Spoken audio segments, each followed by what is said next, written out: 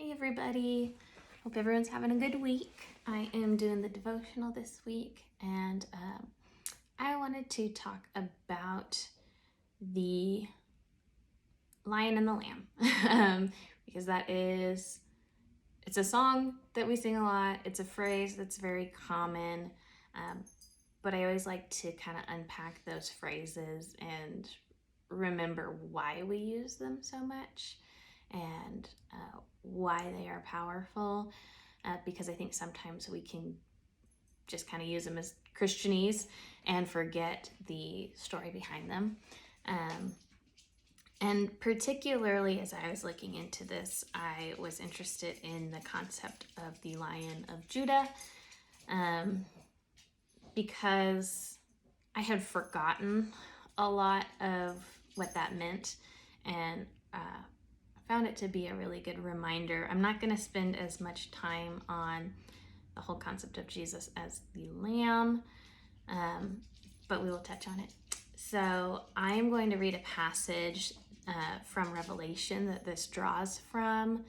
A lot of people also refer to a passage in Isaiah where it talks about lions and lambs, but in a totally different context, and it's not actually a great passage to use for that interpretation. It's more talking about animals living in peace as a result of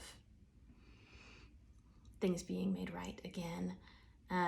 So that's not the passage we're going to focus on. I'm going to be reading from Revelation, but really talking about more of the history of what is meant by the phrase, the Lion of the tribe of Judah. So I'm going to start in Revelation 5, verse 1. Then I saw a scroll in the right hand of the one seated on the throne. It had writing on both sides and was sealed with 7 seals. And I saw a mighty angel proclaiming in a loud voice, "Who is worthy to break the seals and open the scroll?" But no one in heaven or on earth or under the earth was able to open the scroll or look inside it. And I began to weep bitterly, because no one was found worthy to open the scroll or look inside it. Then one of the elders said to me, "Do not weep. Behold, the Lion of the tribe of Judah, the Root of David, has triumphed to open the scroll and its 7 seals." Then I saw a lamb, who appeared to have been slain, standing in the center of the throne, encircled by the 4 living creatures and the elders. The lamb had 7 horns and 7 eyes, which represent the 7 spirits of God sent out into all the earth. He came and took the scroll from the right hand of the one seated on the throne.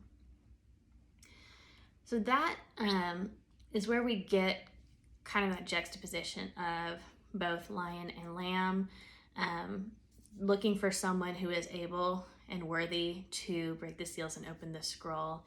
And it's proclaimed, "Behold, the Lion of the tribe of Judah has triumphed." But then when you look, it appears as a lamb who appeared to have been slain rather than the lion that was expected, which really, provides that juxtaposition of both of those. He is both, and there's meaning to both. So I really want to focus on the Lion of the tribe of Judah, and talk about the history of that phrase and why exactly there's a lion connected to Judah. And we're going to talk about Judah himself first, and the history of Judah, and then how he became to be connected to the lion. And I think Judah is a really interesting story because when we first see him, he's not great. Kind of really sucks. But like most biblical characters, he turns it around, and it all points towards Christ. So we initially see Judah in Genesis, and you might remember him as one of the brothers who sold Joseph into slavery. In fact, Judah was the one who came up with the idea because it was more profitable than killing him. So he's off to a great start here. And so he convinces them to sell Joseph into slavery, and they do that. In the next chapter, it chronicles sort of a downward spiral of Judah, with how he is failing to do what he is supposed to do related to Tamar. He's not fulfilling his role in providing her with the means to create an heir, and she eventually takes matters into her own hands, with the use of kind of his own wickedness. Of he views her as a prostitute, and he solicits from her, and he gets her pregnant, and then he's ready to kill her for prostitution when he was the guy who did it.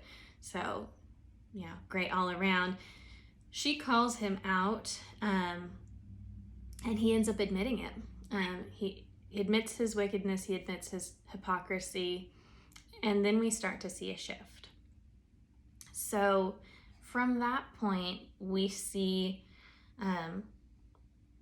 some exposition in the story of Joseph, but a change of heart from Judah as the story progresses. Once we get to Genesis 42, Jacob is sending his sons to Egypt to seek food during the famine.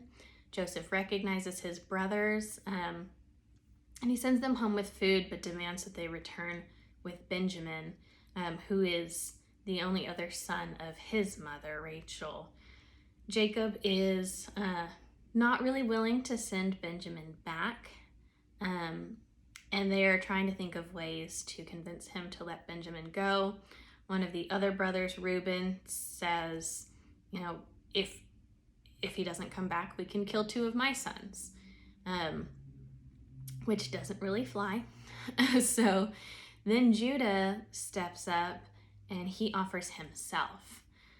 He says, send the boy with me, and we'll arise and go, that we may live and not die, both we and you, and also our little ones. I will be a pledge of his safety. From my hand you shall require him. If I do not bring him back to you and set him before you, then let me bear the blame forever. So Judah is willing to take on that blame for Benjamin if Benjamin doesn't come back. This convinces Jacob, so he allows Benjamin to go with the other brothers back to Egypt. When he does, Joseph plants the silver cup in Benjamin's bag. It is discovered, and Joseph demands that he remain as a slave for having stolen from him. And Judah really steps up at this point.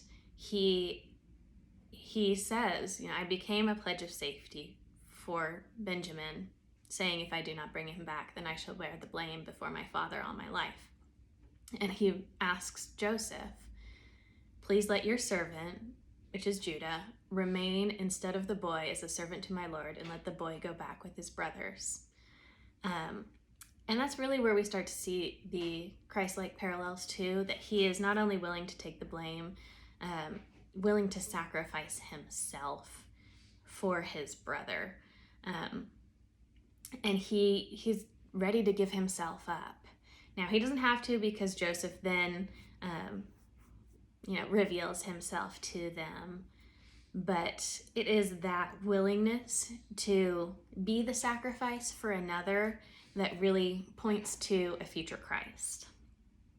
And now, we see the parallels with Christ, but where's the lion part come in, right? So later on in Genesis 49, we see Jacob. There's a lot of J names here. Jacob is blessing his sons, and he says of Judah, Judah, your brothers shall praise you. Your hand shall be on the neck of your enemies. Your father's son shall bow down before you. Judah is a lion's cub. From the prey, my son, you have gone up. He stooped down, he crouched as a lion, and as a lioness, who dares rouse him? The scepter shall not depart from Judah, nor the ruler's staff from between his feet, until tribute comes to him, and to him shall be the obedience of the peoples. So that's where we see that lion part.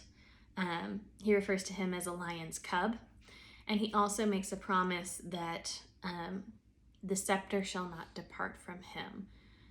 So that is pointing to Judah as a ruler, but also pointing to future lines of rulers coming from him. Judah's line is the line that David comes from, and Judah's line is the line that Jesus comes from. So we do see that nobility, the ruler class, it remains in that line, and all the way down to Jesus, and him being the lion's cub is pointing to Jesus as the Lion of Judah, who is willing to sacrifice himself for us. So it was just kind of cool for me to see how that all came together. And it's always fun to look at Genesis and see how even from the beginning things are pointing towards Jesus, and everything is really spelling out future Christ. So I thought that was a good reminder of just how big God's plan is, and how sure it is, and how through all of that, through Judah being a really not great guy, then coming around to be this Christ-like figure that points to the eventual coming of Christ, and being like a lion. All of that is it's encouraging to me.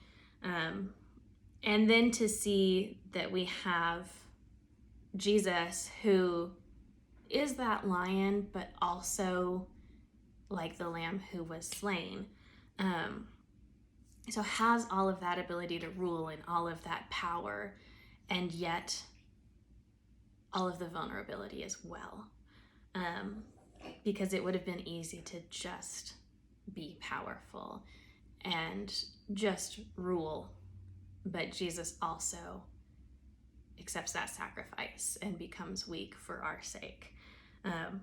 So it's a good reminder, and I thought it was a good thing to unpack and make myself aware of again when we hear phrases like the lion and the lamb, to really have a full understanding of what that means and how that speaks to how big God's plan is.